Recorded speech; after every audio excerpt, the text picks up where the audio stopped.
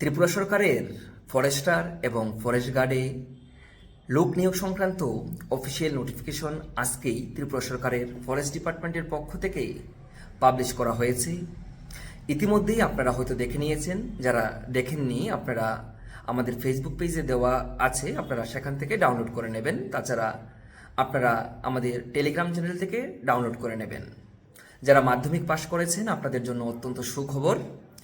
Forest ডিপার্টমেন্টের forest guard এবং Forster উভয় পদেই লোক নিয়োগ করা হচ্ছে। 271টি ভ্যাকেন্সি রয়েছে টোটাল। পুরুষ এবং মহিলা উভয় প্রার্থীরাই আপনারা আবেদন করতে পারবেন। প্রথমে আলোচনা করবে ফরেস্ট গার্ড নিয়ে, তারপর আলোচনা করব ফরেস্টার নিয়ে। ফরেস্ট গার্ডে টোটাল ভ্যাকেন্সি রয়েছে 166টি, যার মধ্যে ইউআর এর জন্য রয়েছে 80টি ভ্যাকেন্সি। এই 80টি ভ্যাকেন্সির মধ্যে এক সার্ভিসম্যানের জন্য রয়েছে 2টি ভ্যাকেন্সি, এসসির জন্য রয়েছে 21টি ভ্যাকেন্সি, এসটির জন্য রয়েছে 66 ভ্যাকেন্সি।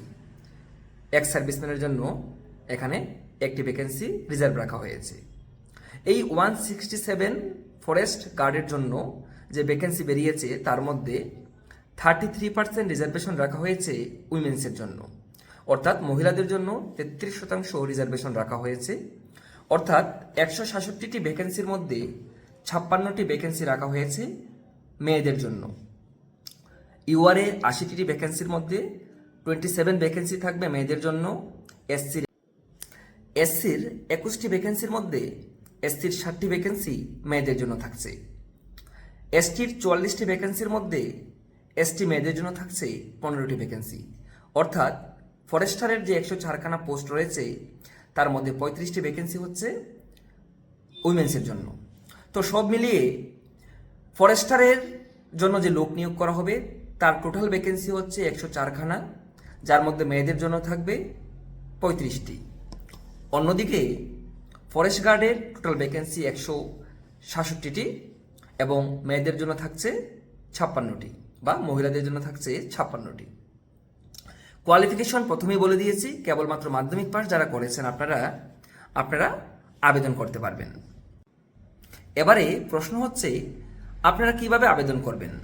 আবেদন হবে অনলাইনে আপনাদের আবেদন করতে হবে। অনলাইন আবেদন শুরু হবে 1 মে থেকে এবং সেটা চলবে আগামী 31 মে বিকেল 5টা 30 মিনিট পর্যন্ত। এখানে ডিজাইরেবল বলা হয়েছে নলেজ ইন বেঙ্গলি বা ককবরক, অর্থাৎ আপনাদের বাংলা অথবা ককবরক ভাষা জানতে হবে। তো যাদের বয়স 18 থেকে 40 আপনারা আবেদন করতে পারবেন এবং এখানে বয়স কাউন্ট হবে 1 মে 2026-এর হিসাব করেই কাউন্ট হবে। অর্থাৎ 1 মে 2026 তারিখ পর্যন্ত যদি আপনাদের বয়স 18 হয়ে থাকে বা আপনার সর্বশেষ বয়স যদি 40 হয়ে থাকে 1 মে 2026 তারিখ অনুযায়ী, তাহলে কিন্তু আপনারা আবেদন করতে পারবেন। অর্থাৎ 18 থেকে 40 বছর যারা রয়েছেন আপনারা আবেদন করতে পারবেন। 5 ইয়ার্স রিল্যাক্সেশন থাকবে এসসি এসটি যারা প্রার্থী থাকবেন আপনাদের জন্য। 5 বছর আপনাদের জন্য ছাড় থাকবে যারা এসসি এসটি প্রার্থীরা রয়েছেন তাদের জন্য। এবং এখানে পিআরটিসি ম্যান্ডেটরি করা হয়েছে, অর্থাৎ আপনাদের অবশ্যই ত্রিপুরার স্থায়ী বাসিন্দা তথা পিআরটিসি আপনাদের থাকতে হবে। তো অনলাইন আবেদন কবে হবে সেটা আমি আপনাদের বলে দিয়েছি। এখানে একটি গুরুত্বপূর্ণ কথা বলা হয়েছে, সেটা আমি আপনাদের সামনে তুলে ধরছি যে 85% নম্বর কিন্তু থাকবে লিখিত পরীক্ষার জন্য এবং 15% নম্বর থাকবে ইন্টারভিউর জন্য। টোটাল 100%-এর মধ্যে 85% এখানে নম্বর নেওয়া হবে আপনাদের রিটেন পরীক্ষা থেকে এবং 15% নম্বর থাকবে ইন্টারভিউর জন্য। তো টোটাল 100%-এর মধ্যে আপনাদের যে লাস্টে কাট অফটা বেরো হবে, এখানে 85% মার্কসই কিন্তু আপনারা যে রিটেন পরীক্ষা দেবেন সেখান থেকে নেওয়া হবে এবং 15% মার্কস নেওয়া হবে ইন্টারভিউ থেকে। যারা লিখিত পরীক্ষায় নির্দিষ্ট কাট অফ নম্বর পাবে তাদেরই ইন্টারভিউতে ডাক দেওয়া হবে। তো ফিজিক্যাল স্ট্যান্ডার্ড এখানে বলে দেওয়া হয়েছে যে জেনারেল এবং এসসি যে ছেলেরা রয়েছে বা পুরুষ রয়েছেন আপনাদের উচ্চতা 163 সেন্টিমিটার হতে হবে।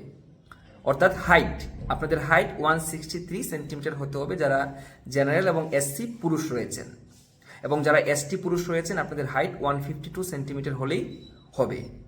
মেয়েদের ক্ষেত্রে বা মহিলাদের ক্ষেত্রে যারা ইউআর এবং এসসি রয়েছেন আপনাদের হাইট লাগবে 150 সেন্টিমিটার এবং যারা এসটি মহিলারা রয়েছেন আপনাদের হাইট লাগবে 145 সেন্টিমিটার। তারপর চেস্টের কথা বলা হয়েছে এখানে যে ইউআর যারা আপনারা জেনারেল ক্যাটাগরির বা এসসি ক্যাটাগরি যারা রয়েছেন পুরুষ, আপনাদের কিন্তু চেস্ট থাকতে হবে নর্মালি 79 এবং এক্সপেনশন করে 505। এসটি ক্যাটাগরির জন্য চেস্ট থাকতে হবে নর্মালি 79 এবং এক্সপেনশন করে 05। ফিমেল ইউআর এবং এসসি ক্যাটাগরির জন্য আপনাদের নর্মাল চেস্ট 74 এবং ফুলিয়ে 05।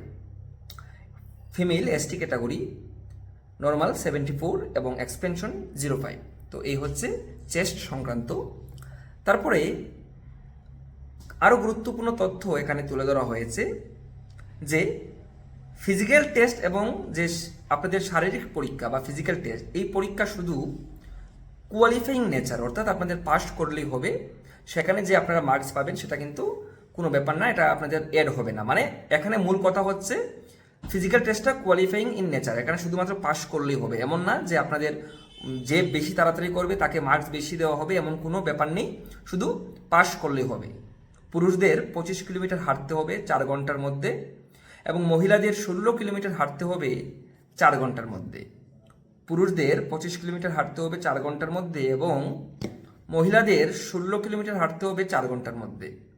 যারা এই পরীক্ষায় পাশ করবেন তারাই কিন্তু পরবর্তী ধাপে যেতে পারবেন। পরবর্তী ধাপ কোনটা? Medical fitness. লিখিত ও ইন্টারভিউতে পাশ করার পর কিন্তু প্রার্থীদের মেডিকেল পরীক্ষায় দিতে হবে। এখানে প্রমাণ করতে হবে যে তারা কঠিন বনাঞ্চলে কাজের জন্য সম্পূর্ণ ফিট। কিছু টার্মস এন্ড কন্ডিশন রাখা হয়েছে, যেমন শূন্যপদের সংখ্যা বাড়তে বা কমতে পারে, আবেদনপত্র শুধু অনলাইনে করতে হবে, প্রথমে লিখিত পরীক্ষা হবে এবং মহিলাদের জন্য রিজার্ভেশন কিন্তু অবশ্যই মানতে হবে।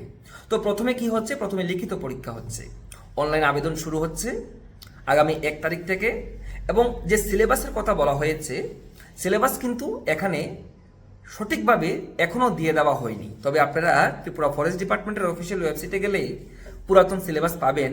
এই যে আমাদের বেরিয়েছে এই পিডিএফ এর সঙ্গে অ্যাটাচ করা আছে, কিন্তু সেটা পুরাতন সিলেবাস এবং নতুন সিলেবাস হয়তো একই রকম থাকবে। মাধ্যমিক লেভেলের সিলেবাস, আমি সিলেবাসটা আলাদাভাবে আপনাদের আপলোড করে দেব বা সম্পূর্ণ পিডিএফটা আপনারা আমাদের টেলিগ্রাম চ্যানেল থেকে ডাউনলোড করে নেবেন। কিন্তু এখানে আমার মনে হচ্ছে যে আরেকটু স্পেসিফিকভাবে সুন্দর করে সিলেবাসটা উল্লেখ করা দেওয়া দরকার, কারণ পুরাতন যে সিলেবাসটা রয়েছে সেটাই কিন্তু এখানে অ্যাটাচ করে দিয়ে দেওয়া হয়েছে। তো আমাদের কিন্তু এই সংক্রান্ত আরও বিস্তারিত তথ্য আমি আশা করছি ফরেস্ট ডিপার্টমেন্টের পক্ষ থেকে বের হবে, তখন আমি আপনাদের সামনে আরও বিস্তারিত আলোচনা করব।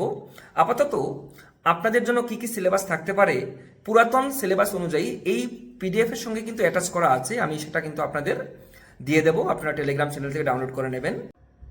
তো যারা ইচ্ছুক প্রার্থীরা আপনারা রয়েছেন, আপনারা আবেদন করতে চান, আপনারা কিন্তু অবশ্যই আগামী 1 মে থেকে আবেদন করবেন। আবেদন অনলাইনে শুরু হবে এবং এই চ্যানেলে আপনারা সমস্ত রকমের ইনফরমেশন পেয়ে যাবেন। যদি আপনাদের কোনো কোয়েরিজ থাকে আপনারা অবশ্যই কমেন্টসে লিখতে পারেন, তাছাড়া আপনারা ইনস্টাগ্রামেও SMS করতে পারেন। সবাই ভালো থাকবেন, সুস্থ থাকবেন, সবাইকে নমস্কার।